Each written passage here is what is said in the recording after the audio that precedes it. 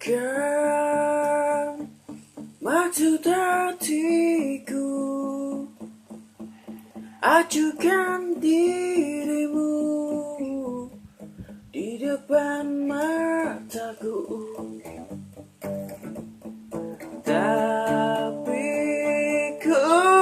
tak bisa sih